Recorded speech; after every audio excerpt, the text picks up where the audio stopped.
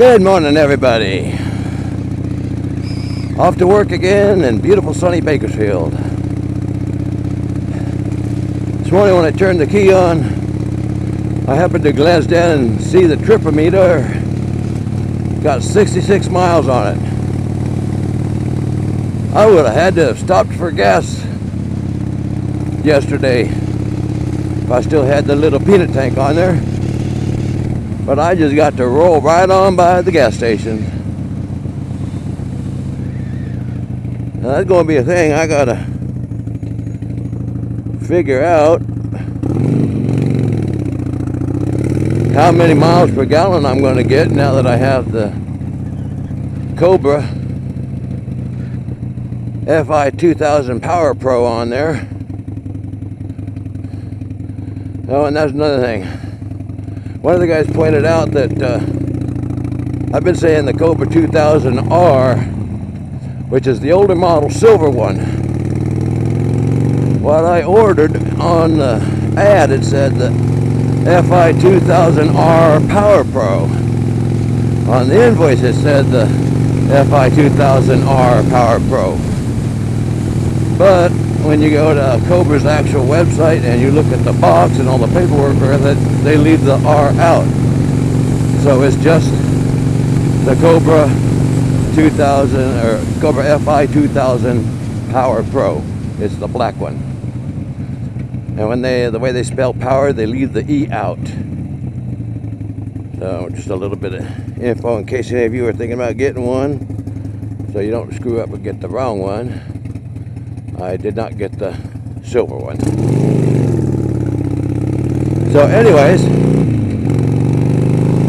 like I was saying, I got 66 miles on the odometer, tripometer.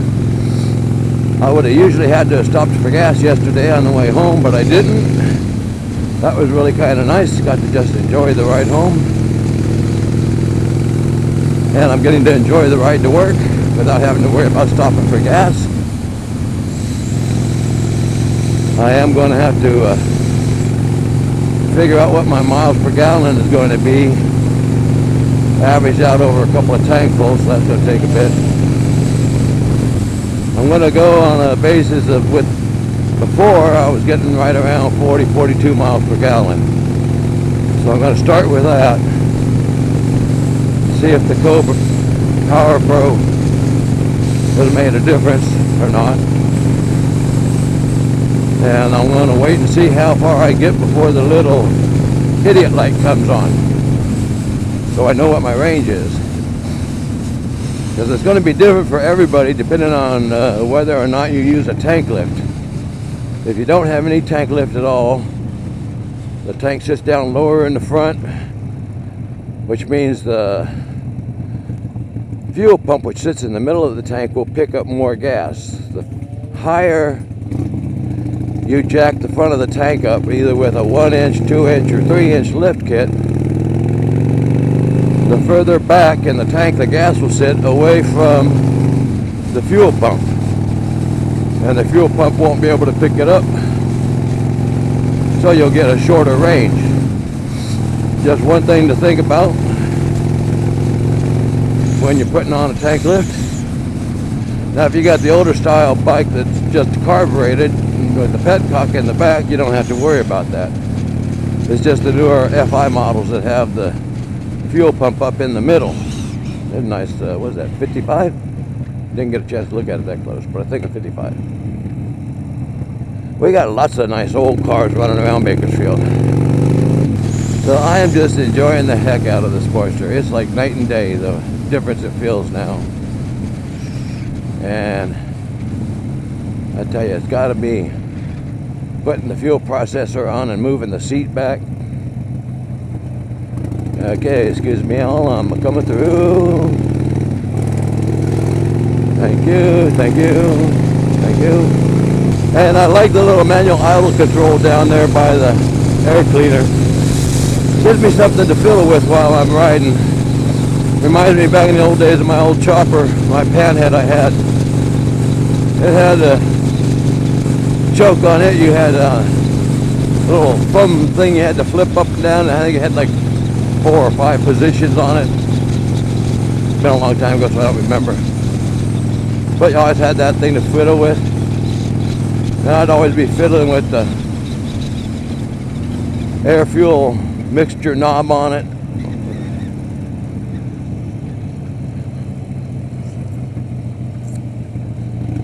So it just makes me feel more like I'm back on my old chopper.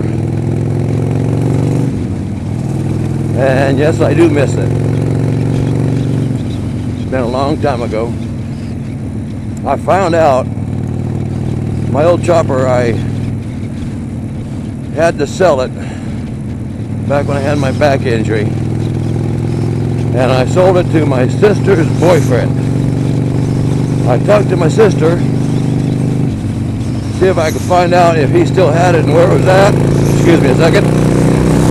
So I could get my hands back on it. And come to find out that the idiot was out riding it on a gravel road, bombing down the gravel road, going way too fast. Come around the corner, lost it, and wrapped it around a telephone pole. So that was the end of my handhead, I guess. I'll never ever get it back, never be able to find it. Maybe some salvage yard someplace got the engine. Don't know. So anyways, the reason I had to sell it, because I had 4 ruptured discs in my lower back from work. I was paralyzed from the waist down. Had to have back surgery.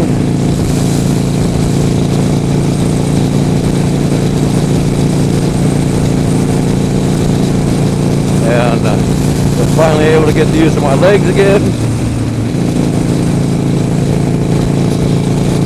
Get back to walking. And get back to riding. All against the doctor's orders. Well, what the doctors know anyway. If I listened to the doctors, I'd be in a damn wheelchair.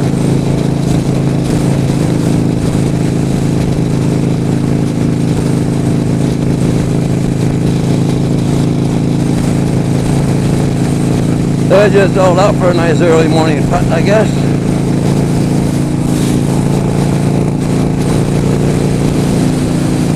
Bunch of old guys on cruisers.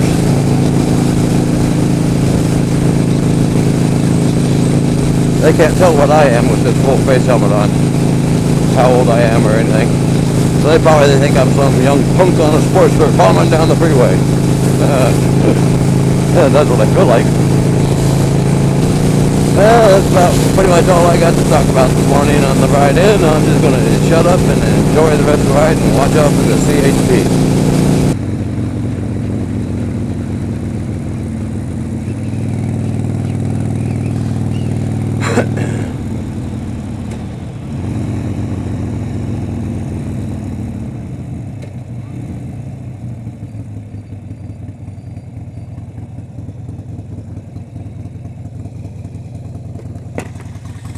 Okay, here we are, off the freeway.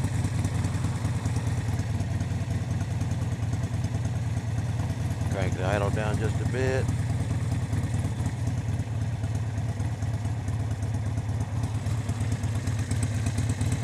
There we go, I like the sound of that.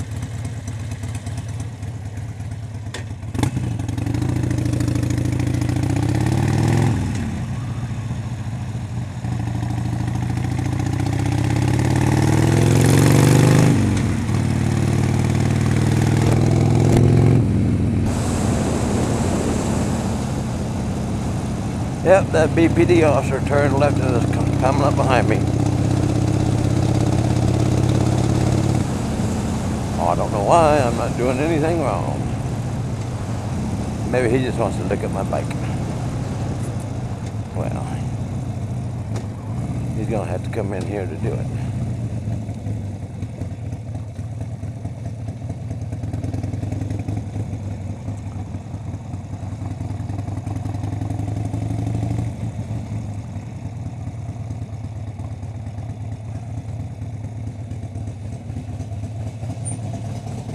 Okay, there we are, safe and sound. Bye-bye, everybody.